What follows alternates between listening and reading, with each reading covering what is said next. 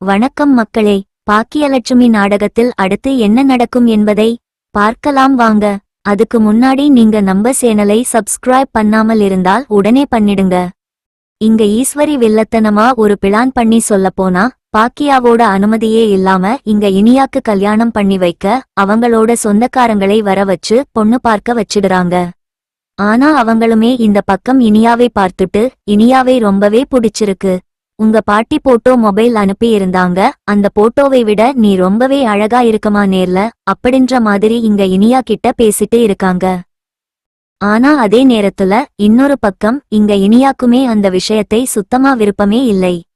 ஏன்னா தன் வீட்ல இருக்க எல்லார்கிட்டயுமே இனிமேல் ஆகாஷ் நான் மீட் பண்ண மாட்டேன், அவனை பார்க்க மாட்டேன், அவன்கிட்ட பேச மாட்டேன்னு சொல்லி சத்தியம் பண்ணி கொடுத்துமே இப்படிப்பட்ட ஒரு காரியத்தை பண்ணிருக்காங்கன்னு சொல்லிட்டு ரொம்பவுமே கோவத்தோட இருக்காங்க.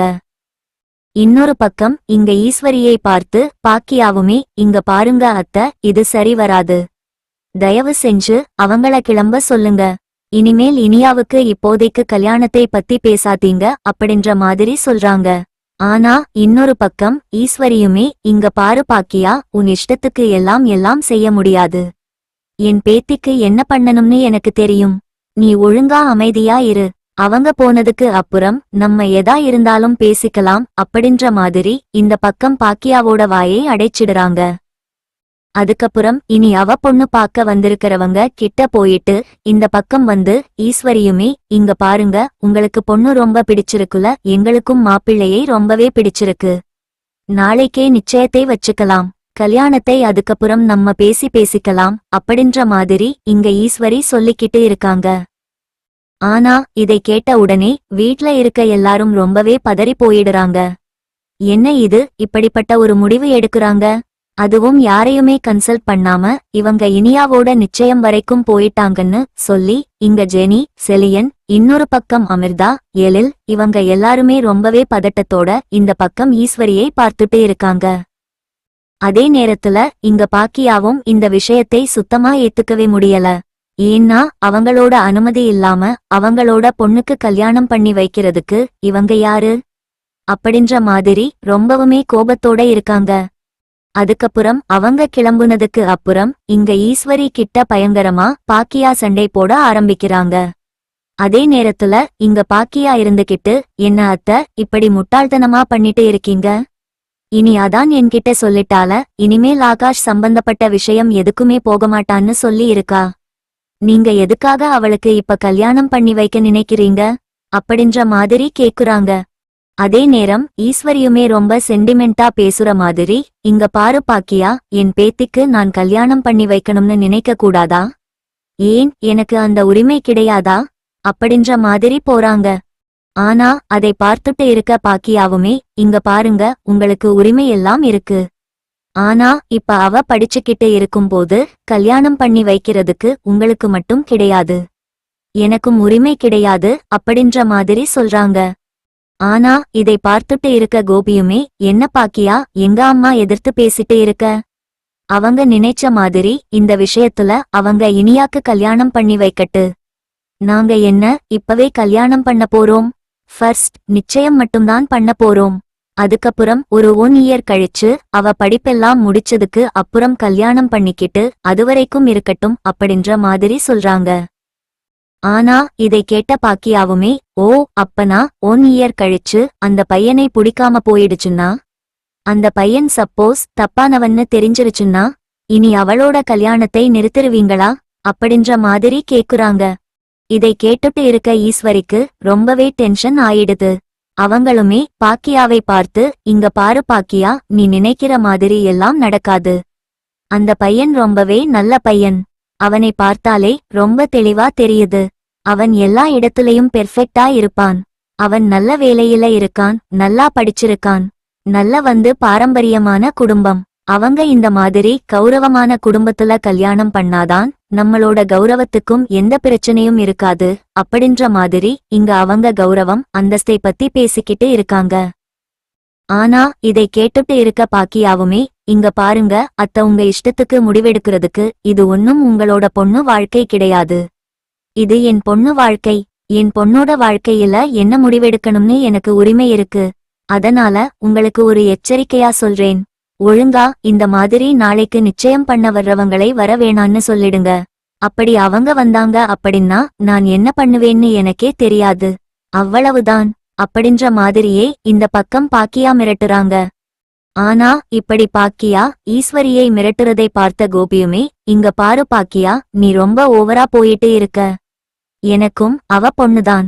என் பொண்ணுக்கு என்ன பண்ணணும்னு எனக்கு தெரியும். உன் வேலையை பார்த்துட்டு நீ ஒழுங்கா உட்காரு. நீ பண்ண வரைக்கும் போதும். சொல்லப்போனா நீ இவளை இடம் கொடுத்துதான் இவளுக்கு எடுத்து வச்சிருக்க. இவ ஒழுங்கா படிச்சிட்டு இருந்தா படிக்க விட்டிருப்பேன். ஆனா இவ பண்ண விஷயங்களாலதான் இவளோட படிப்பும் கெட்டுப்போக போகுது. அது மட்டும் இல்லாம கல்யாணத்தையும் ரொம்ப சீக்கிரமா வைக்கிறதுக்கு நான் பிளான் பண்ண போறேன். அப்படின்ற மாதிரி எங்க கோபி ரொம்பவே அவசரப்பட்டு நிச்சயம் முடிஞ்ச உடனே கல்யாணம் பண்றதுக்காக பிளான் பண்ணிட்டு இருக்காரு. ஆனா இதை பார்த்துட்டு இருக்க எலியலுக்கும் இன்னொரு பக்கம் செலியனுக்கும், அப்பா நீங்க கோவத்துல தப்பான முடிவு எடுக்கிறீங்கப்பா. இனியாக்கு இன்னும் அந்த கல்யாணம் கூட வரல. நீங்க அவசரப்படுறீங்க அப்படின்ற மாதிரி சொல்றாங்க. ஆனா கோபியும் ஜலியனை பார்த்து, இங்க பாரு ஜலியன், சொல்லப்போனா உங்க அம்மாக்கு கூட 18 வயசுக்கு கீழதான் இருந்துச்சு. அப்ப நான் அவள கல்யாணம் பண்ணலையா? இப்ப இவளுக்குதான் 18 வயசு ஆயிடுச்சுல. அதெல்லாம் ஒன்னும் பிரச்சனை இல்லை. நான் பாத்துக்கிறேன். எனக்கு தேவை நம்ம குடும்ப கௌரவம் போகாம இருக்கணும். அப்படின்ற மாதிரி இந்த பக்கம் கோபி கௌரவத்தை பிடிச்சிட்டு நிக்கிறாரு. ஆனா இதை பார்த்துட்டு இருக்க பாக்கியாக்கு ரொம்பவே டென்ஷன் ஆகுது. அதே நேரம் இன்னொரு பக்கம் இங்க இனியாவுமே, இங்க பாருங்க, உங்ககிட்ட நான் எல்லார்கிட்டையும் எவ்வளவு ரெக்வஸ்டா பேசி இருக்கேன். இதுக்கு மேல நான் என்னோட பழைய வழிக்கு போக மாட்டேன். நான் எப்பவும் போல நல்ல பிள்ளையா இருப்பேன். என்னை படிக்க அலோ பண்ணுங்க அப்படின்னு சொல்லி சொன்னா நீங்க என்ன மறுபடியும் நிச்சயம் பண்ணி கல்யாணம் பண்ணி வைக்க பாக்குறீங்களா? கண்டிப்பா இதுக்கு நான் ஒத்துக்க மாட்டேன். தயவு செஞ்சு அம்மா சொல்றத கேளுங்க அப்படின்ற மாதிரி இனியாவும் இங்க பாக்கியாவுக்கு சப்போர்ட் பண்ணிட்டு இருக்காங்க. ஆனா இனியாவை பார்த்த ஈஸ்வரியுமே, ஏய் என்ன பெரியவங்க பேசும்போது குறுக்க பேசிக்கிட்டு இருக்க? ஒழுங்கா உன் ரூம்ல போய் படுத்து தூங்குற வழிய பாரு. ஏன்னா நாளைக்கு காலையில முக்கியமான வேலை இருக்கு அப்படின்ற மாதிரி அவங்களும் சொல்லி விடுறாங்க. இதை கேட்ட உடனே இந்த பக்கம் வந்து இனியாக்கு ரொம்பவே கஷ்டமாயிடுது. அவங்களும் வேற வழி இல்லாம அழுதுகிட்டே தன்னோட ரூமுக்கு போயிடுறாங்க. அதுக்கப்புறம் இங்க பாக்கியாவும் வேற வழி இல்லாம இவங்க கிட்ட மல்லு கட்ட முடியாம கிச்சன்ல உட்கார்ந்து பயங்கரமா ஃபீல் பண்ணி அழ ஆரம்பிக்கிறாங்க. அப்ப அங்க போன எழிலுமே, இங்க பாருமா, நீ இந்த மாதிரி வருத்தப்படுற அளவுக்கு எல்லாம் இனியாவோட நிச்சயதார்த்தத்தை நான் நடக்க விடமாட்டேன். கண்டிப்பா நான் சண்டை போட்டாவது நிறுத்திருவேன். நீ அமைதியா விடு. நாளைக்கு நடக்கிறத நான் பார்த்துக்கிறேன் அப்படின்ற மாதிரி சொல்றாங்க. ஆனா இன்னொரு பக்கம் பாக்கியாவுமே, இல்லடா, நிச்சயதார்த்தத்தை நிறுத்துறது கூட பிரச்சனை இல்லடா. இவங்க சம்பந்தமே இல்லாம இனியாவோட மனசை ரொம்பவே நோகவடிச்சுக்கிட்டு இருக்காங்க. அவ சின்ன பொண்ணுடா. இப்ப சொல்லப்போனா அவளுக்கு கல்யாணம் பண்ணிக்கிறதுக்கு உண்டான வயசே வரலடா. என்னதான் சின்ன வயசுல கல்யாணம் பண்ணி வச்சு கொடுமைப்படுத்திட்டாங்க. அதே மாதிரி என் பொண்ணுக்கு நடக்கக்கூடாதுங்கிறதுக்காக தான் அவளை நல்லா படிக்க வச்சேன். ஆனா அவ இப்படி ஒரு வேலையே பண்ணிட்டா. பட் இருந்தாலும் இப்ப அவ திருந்திட்டாடா. ஆனா அவளுக்கு ஒரு சான்ஸ் கொடுத்து பார்க்கலாம். இவங்க அதை ஏத்துக்காம மறுபடியுமே கல்யாணம் பண்ணி வைக்கணும்னு சொல்லிட்டு உங்க பாட்டியும் உங்க அப்பாவும் ரொம்ப டார்ச்சர் பண்ணிட்டு இருக்காங்க. உங்க பாட்டியோட எண்ணங்களை பாக்குறப்போ எனக்கு ரொம்பவே வெறுப்பா இருக்குடா. ஏன்னா அவங்க என்ன ஒரு பணக்கார வீட்டுல கொத்தடிமையா வேலை செய்ய வச்ச மாதிரி இனியாவையும் ஒரு பணக்கார வீட்டுக்கு கட்டி கொடுத்து அவளையும் அங்க கொத்தடிமையா வேலை செய்ய வைக்கிறதுக்கு ட்ரை பண்ணிட்டு இருக்காங்க. அதை மட்டும் நடக்க விற்ற கூடாதுடா. என் உயிரே போனாலும் சரி, நாளைக்கு எப்படியாவது அந்த நிச்சயதார்த்தத்தை நிறுத்தி ஆகணும் அப்படின்னு சொல்லி இன்னொரு பக்கம் எழிலும் இங்கேயே பாக்கியாவும் பேசிக்கிட்டு இருக்காங்க. அதே நேரத்துல இன்னொரு சைடு இனியாவுமே ரூமுக்கு போயிட்டு பயங்கரமா ஆகாஷை நினைச்சு ஃபீல் பண்ணி அழ ஆரம்பிக்கிறாங்க. ஆகாஷ், நான் தப்பு பண்ணிட்டேன்டா. சொல்லப்போனா உன் கூட சேர்ந்து நான் வெளியில ஓடிப்போய் கல்யாணம் பண்ணிருக்கணும். இவங்களை எல்லாம் மதிச்சிருக்கவே கூடாது அப்படின்ற மாதிரி ரொம்பவுமே வருத்தப்பட்டு அழ ஆரம்பிக்கிறாங்க. அது மட்டும் இல்லாம என்னை என் குடும்பம் யாருமே புரிஞ்சுக்கலையேடா. நான் இவ்வளவு பேசியுமே இவ்வளவு நம்பிக்கையா நான் வந்து உன்கிட்ட பேச மாட்டேன்னு சொல்லி என்னோட உயிருக்கும் மேலான ஒன்ன நான் விட்டு கொடுக்கிறேன். ஆனா அதெல்லாம் யாரும் கண்டுக்காம மறுபடியும் என்னை நம்பாம எனக்கு ஒரு கல்யாணம் பண்ணி வைக்க ட்ரை பண்றாங்க. கண்டிப்பா இதை நான் ஏத்துக்க மாட்டேன். இனிமேல் என் வீட்ல இருக்கிற என்னை எதிர்க்கிற எல்லாருமே என்னோட எதிரிதான். என் லைஃப்க்கு எதிரா யாரையும் இனிமேல் நிக்க விடமாட்டேன். நல்லா படிச்சு நல்ல நிலைமைக்கு வந்து கண்டிப்பா உன்னதான் கல்யாணம் பண்ணுவேன் ஆகாஷ். அப்படின்ற மாதிரி இனியா தனக்கு சபதம் எடுத்துக்குறாங்க. அது மட்டும் இல்லாம இந்த மாதிரி என் சபதம் முடியற வரைக்கும் இந்த விஷயத்தை நான் வேற யார்கிட்டயும் சொல்ல மாட்டேன். நாளைக்கு என் நிச்சயதார்த்தத்தை நானே நிறுத்துறேன். என்னால முடியும். அப்படின்ற மாதிரி அவங்களும் ஒரு முடிவுக்கு வராங்க. அந்த முடிவோட முதல் கட்டமா இந்த பக்கம் நைட்டே 100க்கு கால் பண்ணி, அதாவது போலீஸ்க்கு கால் பண்ணி இங்க நடக்க போற விஷயங்களை பத்தி பேச ஆரம்பிக்கிறாங்க. அப்ப அவங்களுமே லேடிஸ் கான்ஸ்டபிளுக்கு கனெக்ட் பண்ணி அவங்க கிட்ட எல்லா டீடைலுமே கேட்டு தெரிஞ்சுக்கிறாங்க. இங்க பாருங்க, எனக்கு 18 வயசுதான் ஆகுது. என்னை கட்டாயப்படுத்தி எங்க அப்பாவும் எங்க பாட்டியும் எனக்கு கல்யாணம் பண்ணி வைக்க ட்ரை பண்றாங்க. எங்க அம்மா எனக்கு ஒரு நின்னு அந்த விஷயத்தை தடுக்க ட்ரை பண்றாங்க. ஆனா அவங்கள தடுக்க விடாம ரொம்ப டார்ச்சர் பண்ணிட்டு இருக்காங்க. அப்படின்ற மாதிரி சொல்றாங்க. ஆனா அதை ஆப்போசிட்ல இருந்து கேட்டுட்டு இருக்க அந்த போலீஸ்மே அவங்க சொல்றாங்க, கவலைப்படாதம்மா, நாளைக்கு எத்தனை மணிக்கு அவங்க நிச்சயதாரத்துக்கு வராங்கன்னு சொல்லுங்க, அதே டைம்க்கு நாங்க வந்துரும். அங்க வந்து கையும் கழுவுமா உனக்கு இந்த மாதிரி ஒரு விஷயத்தை பண்ணணும்னு நினைச்சவங்களுக்கு நாங்க ஒரு பாடத்தை கத்துக் கொடுக்கிறோம் அப்படின்னு சொல்லிட்டு அவங்களுமே அந்த விஷயத்தை எல்லாத்தையுமே தெளிவா வாங்கி அட்ரஸ் வரைக்கும் நோட் பண்ணி வச்சுக்கிறாங்க. இனியாவும் இந்த இன்ஃபர்மேஷன் எல்லாம் கொடுத்ததுக்கு அப்புறம்தான் கொஞ்சம் நிம்மதியாகி அவங்களுமே வந்து தூங்க ஆரம்பிக்கிறாங்க. அதுக்கப்புறம் அடுத்த நாள் காலையில எப்பவும் போல ஈஸ்வரி, கோபி எல்லாருமே எழுந்து இங்க இனியாவோட நிச்சயதார்த்தத்துக்கு பயங்கரமா வேலை பண்ணிட்டு இருக்காங்க. இன்னொரு பக்கம் அமிர்தாவையும் ஜெனியையும் கூப்பிட்டு, நீங்க முதல்ல போய் இனியாவை ரெடி பண்ணி கூட்டிட்டு வாங்க அப்படின்ற மாதிரி சொல்றாங்க. அப்ப கரெக்டா இவங்க 2 பேரும் மேல போகும்போதே இனியா பக்காவா ரெடியாகி உள்ள உட்கார்ந்துட்டு இருக்காங்க. இதை பார்த்த ஜெனிக்கும் இன்னொரு பக்கம் அமிர்தாவுக்கும் பயங்கரமான ஷாக். என்ன இனியா, உனக்கு இந்த கல்யாணத்துல விருப்பம் இருக்கா? எதுக்காக ரெடியாகி உட்கார்ந்துட்டு இருக்க அப்படின்ற மாதிரி கேக்குறாங்க. ஆனா இனியாவும் எதுவுமே பேசாம அவங்க 2 பேரையும் பார்த்து லைட்டா ஸ்மைல் பண்ணிட்டு யோசிக்காம கீழே இறங்கி வராங்க. அப்ப கரெக்டா இதை பார்த்த ஈஸ்வரியுமே, பரவாயில்லை பரவாயில்லை, ரெடியா இருக்கிறது எல்லாம் ஓகே தான். சரி, நீ மேலேயே போய் வெயிட் பண்ணு. மாப்பிள்ளை வீட்டுக்காரங்க வந்ததுக்கு அப்புறம் நான் கூப்பிடுறேன் அப்படின்ற மாதிரி இனியை மேல அனுப்பிடுறாங்க. ஆனா இன்னொரு பக்கம் கோபிக்கு இங்க இனியாவை பார்க்க லைட்டா டவுட்டா இருக்கு.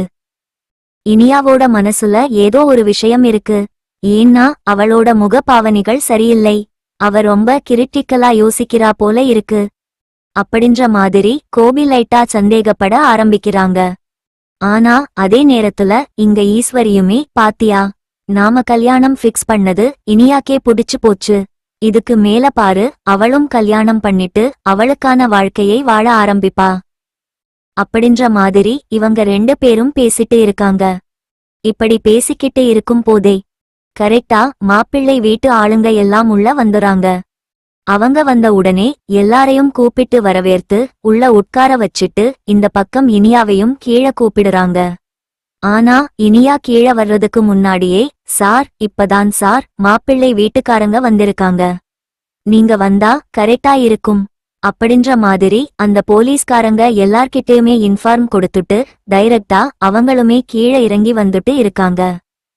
இந்த பக்கம் இனியா வர்றதை பார்த்த எழிலுமே ரொம்பவுமே கோபத்தோட, எப்படியாவது இந்த விஷயத்தை நிறுத்தணும், இதுக்கு ஒரே வழி நம்ம தான் இறங்கி சண்டை போட்டாகணும் அப்படின்ற மாதிரி அவங்களும் ஒரு முடிவோட இங்க சண்டை போடுறதுக்கு தயாராகிட்டு இருக்காங்க. அப்ப கரெக்டா இனியாவுமே இங்க வந்து யார்கிட்டயும் எந்த ஒரு அப்ஜெக்ஷனும் தெரிவிக்காம அப்படியே மாப்பிள்ளைக்கு ஆப்போசிட்ல வந்து உட்காருறாங்க. அதுக்கப்புறம் ஈஸ்வரியுமே இந்த சம்பந்தம் ரிலேட்டடான விஷயங்களை பேச ஆரம்பிச்சுட்டு, கல்யாணம் அடுத்து எப்படி பண்ணிக்கலாம் அப்படின்ற மாதிரி அந்த டீடைல பத்தி பேச ஆரம்பிக்கிறாங்க. இப்படி அவங்க பேசிக்கிட்டு இருக்கும் போதே இந்த பக்கம் போலீசுமே வீட்டுக்குள்ள என்டர் ஆகுறாங்க. போலீஸ் வர்றத பார்த்து கோபியுமே லைட்டா கொஞ்சம் பயப்பட ஆரம்பிக்கிறாங்க.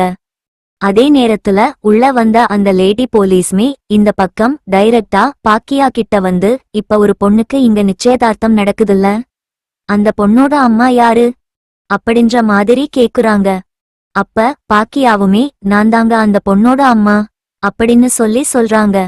அதுக்கப்புறம் நீ நகருமா, இந்த பொண்ணோட அப்பாவும் இந்த பொண்ணோட பாட்டியும் எங்க இருக்காங்க அப்படின்ற மாதிரி கேக்குறாங்க.